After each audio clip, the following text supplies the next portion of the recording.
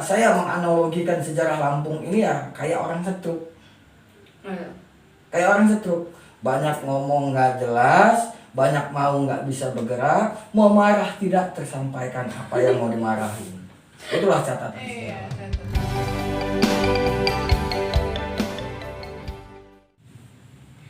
Assalamualaikum warahmatullahi wabarakatuh. Tapi pun bersama saya lagi Novelia Yulistin Sanggem di program podcast Cawekam. Kali ini kita ada di segmen sejarah.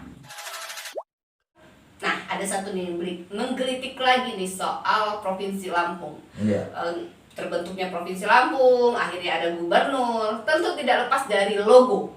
Betul. Iya kan. Nah, logo Lampung ini kan sudah berubah-ubah nih. Kalau dulu Sang Bumi Ruwajurai, sekarang Sai Bumi Ruwajurai. Nah, pertanyaan saya, menurut kajian ilmiah Puskam SBL, logo, inisiator logo awalnya dahulu itu siapa dan bagaimana? Secara logo saya sepakat ya, Atu. Saya manggil Atu aja ya. Ya, Kita Atu. identik Atu kakek. Datuk ya. Jadi Atu ya, Atu. Atu Novel. Ada satu pemikiran, salah satu tokoh yang namanya Haji Muhammad Nuh ya. Oh, Haji Muhammad Nuh ya. Beliau itu kebetulan ketua PGRI Lampung pertama, kepala dinas pendidikan dan kebudayaan yang pertama di Provinsi Lampung. Dia juga lah yang sang inisiator. Jadi 67 sampai 67 nggak ada. Ketika 68 itu disahkan. 68 Disahkan. Nah, sebelum 68 disahkan, atau sahnya ada? Tanda pengesahan ini sebagai bentuk piagam penghargaan beliau, kopiannya yang asli ada di anak keturunannya. Nah, di sini menjelaskan bahwasanya diadakan tanggal 1 sampai tanggal 12 1968, kemudian sampai dengan tanggal jadinya 1969 kita punya logo. Proses panjang. Sampai 69 ya. 1 tahun. Betul. Hampir 1 tahun. Ada 10 bulan lah ya. 10 bulan. Sang inisiator yang terlupakan juga di Lampung. Iya. Jadi Lampung ini sudah banyak yang melupakan jasa para pahlawannya. Ini terlalu banyak tokoh-tokoh yang dilupakan gitu kan. Ini maaf, kadang-kadang kita menuliskan contoh ini ya. Kita banyak tokoh-tokoh pahlawan yang terlupakan. Kenapa terlupakan? Ya itu seperti ada unsur kesengajaan. Tidak mau mengingatkan kembali kepada generasi penerusnya, gitu kan. Bahwasanya kita punya tokoh-tokoh lokal yang memang punya jasa, punya andil untuk berdirinya Provinsi Lampung, gitu kan. Kadang-kadang saya miris ketika saya jalan misalnya kan, jalan Tengku Umar. Ini bukan saya protes masalah Tengku Umar. Tetapi kenapa kita memberikan nama itu jalan untuk skala nasional, pahlawan skala nasional, tetapi kita melupakan jati diri kita. Gitu loh. Makanya saya kemarin pada saat ngobrol sama kawan-kawan ya, budayawan, sejarawan, salah satu faktor itu kita melupakan sejarah karena memang tidak tertulis. Baik sejarah lokal, baik dalam catatan nama jalan, bagaimana kita mau mengingat gitu loh. Kita aja, maaf dong ngomong, zaman sekarang, zaman nenek moyang kita ngajarin ya. Orang yang meninggal aja kita harus ziarahin supaya kita nginget. Ini kita nggak mau mengingat kan, bingung saya kan. Iya. Nggak mau mengingat, tidak mau tahu atau tidak mau tahu atau karena nggak menarik atau gimana sih Bang? Kalau saya melihat sih ya, ada beberapa hal, ada dari sisi sudut pandang yang berbeda ya. Pertama saya mengatakan catatan sejarah mereka itu hilang gitu kan. Ada unsur kesengajaan mungkin gitu kan, ada unsur politisasi kali, gitu kan, ada mungkin unsur kesakit hatian seseorang kali kan, gitu. Kita nggak tahu gitu kan. Tetapi yang sangat disayangkan mengapa gitu loh, mengapa catatan mereka itu dilupakan. Bahkan sampai detik ini kita nggak tahu siapa sang inisiator berdirinya Provinsi Lampung. Ada 9 orang gitu kan, 9 orang. siapa pemegang mandatarisnya. Saya kemarin menyebutkan Daswati 1, jejak Daswati 1, ada komentar kawan lewat WA yang mengatakan, lu ngapain berani amat tuh ngomongin PKI di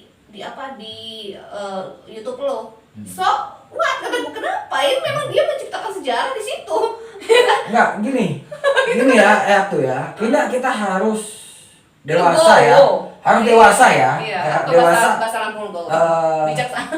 Kita harus menerima. Jadi kita harus menerima kenyataan. Berdirinya provinsi Lampung itu 64. Iya. Sedangkan GPK atau Gerakan PKI itu tadi, Gerakan Pemberontak Keamanan atau PKI, Partai Komunis Indonesia, itu mulai menggeliat dan diakui sebagai pemberontak oleh negara Republik Indonesia itu tahun berapa? Jadi nggak sinkron dong, jangan mentang-mentang. Jadi gini, artinya kita harus punya satu kalimat bijak di dalam diri kita hari ini yang harus kita tanamkan, dan ini harus secara getok tular harus kita ingatkan kepada generasi penerus. Jangan hanya karena satu kebencian kita tidak berbuat adil. Ada tuh peribahasanya. Karena setitik nila rusak susu. Nah, jadi berdirinya Provinsi Lampung ini kan melalui proses panjang ya. Iya. Dari 1950. Mungkin kalau nggak ada satu partai itu mungkin nggak jadi juga. Nggak jadi juga, Nggak jadi juga loh, itu. PKI bergerak itu dari 1950 Iya. sampai 1964. Kemudian 1965 baru meletak PKI. Iya. Lalu bumi hangus, ya nggak adil kita. Dulu kan dia belum dia katakan berontak, makanya dia boleh ikut. Iya. Dan gitu. Kita nggak mengatakan PKI-nya loh, tetapi Untuk bicara sejarah juga kita nggak perlu takut. iya nggak boleh. Selama itu Katakanlah selama itu benar. Iya. Karena sekarang ini kan zaman transparansi informasi, kita harus. Biru akan tetap menjadi biru. Biru. Jadi kita katakan hari ini ketika kita bicara sejarah, hitam putih, Hitam putih. satu warna. Satu warna. Ketika dia Dicampur, jadi belang gitu. Jadi abu-abu. Jadi belang. Nggak jelas. Belang. Jadi jangan sejarah belang-belang. Quran juga menjelaskan gitu kan. Hanya mengisahkan kisah cerita hitam, putih. Ketika dia belang masuk dalam kelompok golongan kok. Hitam, putih itu manusianya. Nah, kenapa sejarah kita ini bukan hanya Lampung sebenarnya, Indonesia sebenarnya. Nah, tapi kita bicara Lampung lah. Kenapa sejarah kita ini seperti ada tabir gelap yang menutupi? Nah gini, ya itu tadi salah satu contoh. Hari ini ketika muncul nama sosok seorang pemimpin, yang kemudian pemimpin itu sudah habis masanya, maka akan muncul sosok pemimpin yang baru. Jejak kisah catatan si pemimpin yang lama ya habis. Habis. Contoh ini hari ini saya tinggal di Bandar Lampung. Kepemimpinan seseorang yang tanda kutip, nanti saya kata kampanye lagi, saya nggak mau ya. Hari ini si A gitu. Ini tiba-tiba si A ini habis masa jabatan, jadi si B. kemudian muncul nih si B. B yang lagi rame. B nih yang lagi rame nih. B jadi nih, jadi si wali gitu ya, wali kota ya. Saya nggak menjamin tuh catatan sejarah si A itu masih ada. Pasti tuh orangnya aja habis, apalagi catatan dia gitu kan. Sehingga ketika muncul satu tabir gelap di dalam satu catatan sejarah, itu syarat dengan kepentingan. Syarat dengan kepentingan, bisa juga syarat dengan ajang balas dendam sih. Ajang balas dendam. Karena di dalam dunia politik itu kan ada, ketika kita bicara politik, kekuasaan ya, ketika kita bicara kekuasaan itu ada rezim ya. Ketika kita bicara rezim ya nggak nutup kemungkinan dinasti itu memang sudah ada gitu. Tapi kita tidak membuka aib masa lalu. Kita Tidak. hanya bagaimana menjaga yang masa lalu tetap diingat sebagai catatan. Yang pasti masalah gue. Masalah lu ya, masalah gue. Masalah gue, iya. Masa lalu adalah pijakan untuk kita Ya, menuju ke masa depan. betul. Terakhir nih Bang. Puskam SBL Pusat Kajian Ilmiah Budaya Sejarah Budaya Lampung. Artinya bicara sejarah, bicara budaya, akan bicara cagar budaya, bicara benda-benda cagar budaya. Nah, apa sih Bang kelemahan Provinsi Lampung dalam menjaga, melestarikan dan menginventarisir cagar-cagar budaya benda-benda cagar budaya yang ada di Lampung? Ya, lagi-lagi ya, saya mungkin ini udah kesekian kali ngomong ya kan. Busa-busa udah buas sampai jerit-jerit saya kan, sudah meki-meki saya ngomong. Udah. Salah satu kelemahan Provinsi Lampung hari ini tentang pengelolaan, tentang pelestarian, tentang penggalian cagar budaya di Lampung. Pertama, kita punya Undang-Undang Cagar Budaya nomor 11 tahun 2010, tetapi tidak dibarengi dengan undang-undang regulasinya. Dibentuk satu undang-undang turunan bentuknya perda ya. Kita nggak punya perda. Tidak ada perda. Sampai detik ini 10 tahun.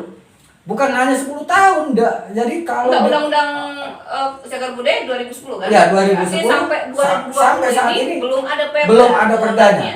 Kalau memang ada perda, saya tantang 15 kabupaten dan kota dan provinsi, mana perdanya, tunjukin sama saya. Itu kenapa nggak dibuatin perda itu? Nah, ini lagi-lagi. Kadang-kadang mereka itu banyak yang nggak komersil kali ya buat itu ya, nggak kayak infrastruktur langsung duit. Mungkin anggarannya saya itu mungkin bisa jadi. Di sini saya katakan lagi-lagi, makanya saya mengatakan nggak komersil atau nggak menarik bagi mereka. Yang intinya mereka itu tidak mau tahu, tidak mau, walaupun tahu mereka tetap cuek. Karena apa? Mereka bukan mendengarkan karena rasa terima kasih. Tetapi mereka itu mendengarkan karena kepentingan. Hanya kepentingan. Kepentingan buat apa? Take and give-nya buat gua apa? Ngomongin benda masa lalu itu apa? Masa lalu buat gua apa? Ya, kalau ngomongin, mohon maaf, infrastruktur kayak flyover, ngomongin irigasi, mungkin ada kepentingannya ya. Loh, kalau kita bicara cagar budaya, kita belajar dari Jogja. Padahal itu bisa meningkatkan PAD, income daerah loh. Sekarang kita bicara daerah-daerah yang mengedepankan nilai-nilai kearifan lokal ya, mulai dari cagar budayanya, kebudayaannya. Salah satu contoh deh, kita ambil Lampung ini besar kok, lebih besar daripada mereka. Kenapa? Saya katakan kita ini lebih besar karena catatan kita banyak. Tapi hari ini mereka jadi lebih besar daripada kita. Contoh Bali. Bali itu separuh bumi ini manusianya ada di situ. Tapi mereka mampu menjaga, melestarikan, menjaga kebudayaan mereka ya, aslinya ya. Sehingga mereka itu bisa dikatakan surga dunia gitu kan. Salah satu contohnya mereka mengangkat nilai-nilai kebudayaan, cagar budaya. Akulturasi yang masuk. Iya betul. Mau kita mau cari agama apa di situ? Dari Majusi, Yahudi, Muslim, sampai yang ateis ada di sana.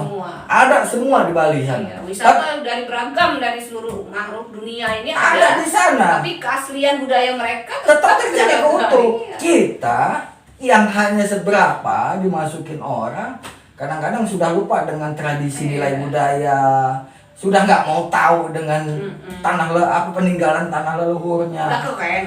Nggak, ya mungkin itu salah satu contoh.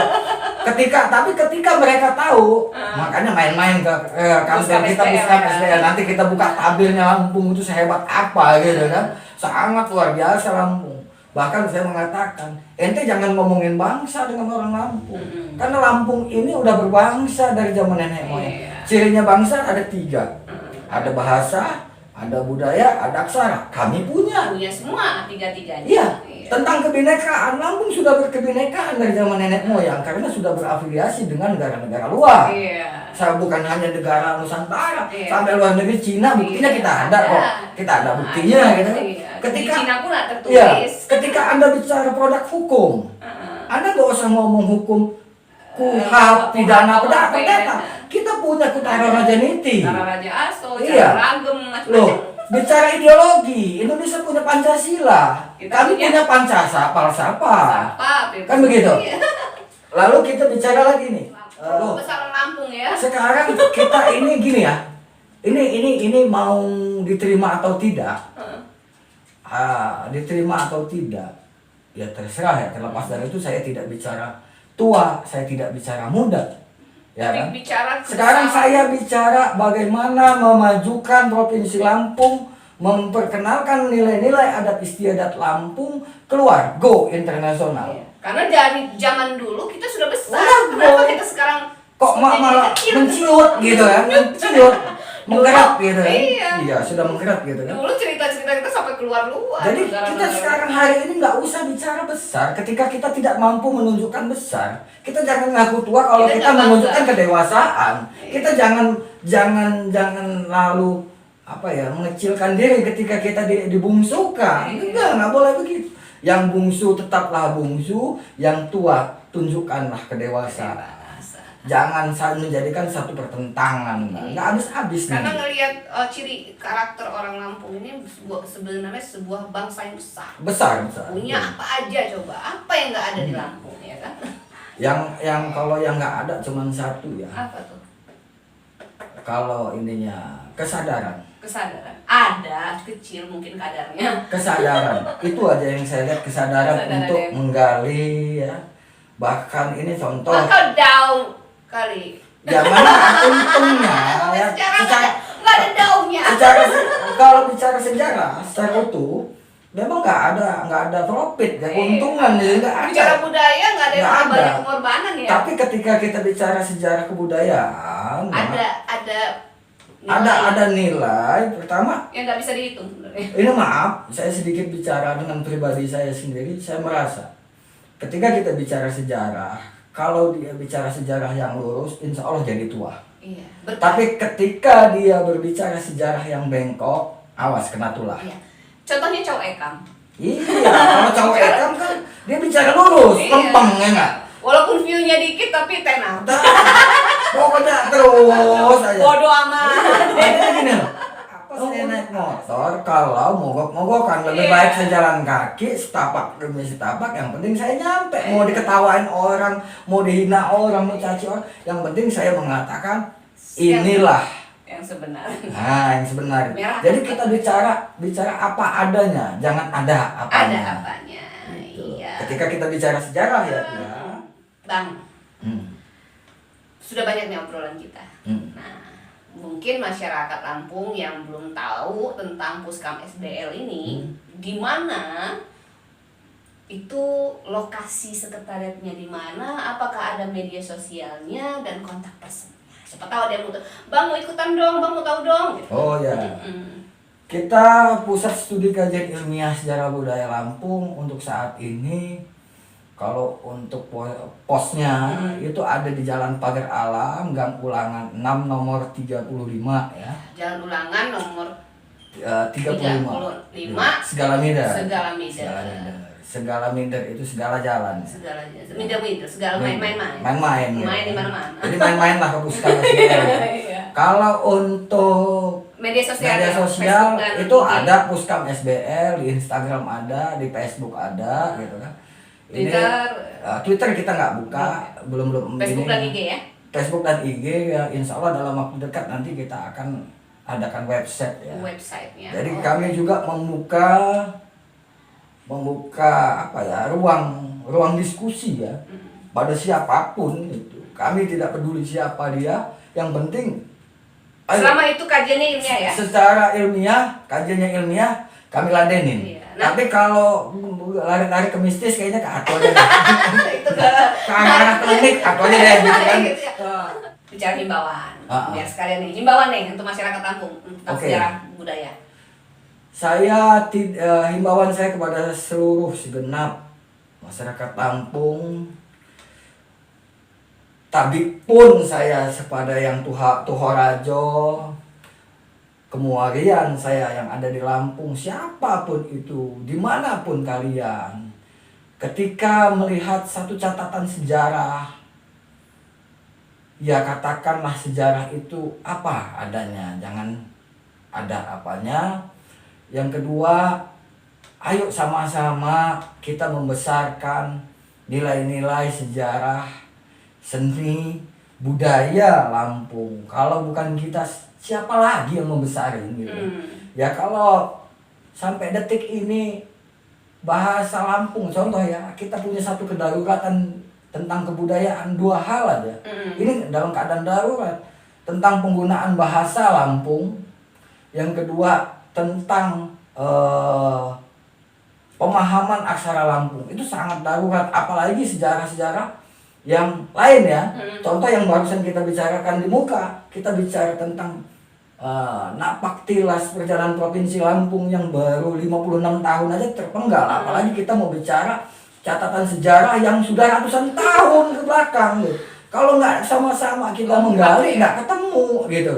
Karena catatan sejarah di Lampung sangat menarik sekali kita bicara dengan Bang Idris Agung ini soal sejarah. Nggak ada habisnya. Ya, ada aja bisa dibongkar, ada ya, tapi waktu juga yang harus kita memenggal. Tapi nanti mungkin lain waktu kita akan ajak Bang Idris Agung di Puskam SBL-nya bicara tentang yang lain. Kalau bisa jangan saya aja tuh, tokoh-tokoh yang lain kita undang juga. Banyak kita tokoh-tokoh banyak. Ini udah ngantri sebenarnya. Iya. Betul. Hitam-hitam kereta api ya. Biar hitam banyak yang ngantri. Amin. Kalau hitamnya bukan hitam pahit tapi hitam manis. Saya sawo matang. Oke Bang Idris Agung, terima kasih sudah hadir di studio Cawekam. Sebuah kebanggaan bagi channel YouTube Cawekam bisa menghadirkan Puskam SBL di kursi panas hari ini. Oh, kursi panas. Kursi adem dong. Kita nggak ada rebutan kursi di sini ya. Oke, saya Novelia Yustin Sanggem bersama Bang Idris Agung alias Bang Yuridis Mahendra pamit undur diri. Wassalamualaikum warahmatullahi wabarakatuh. Tadi pun. Ya pun.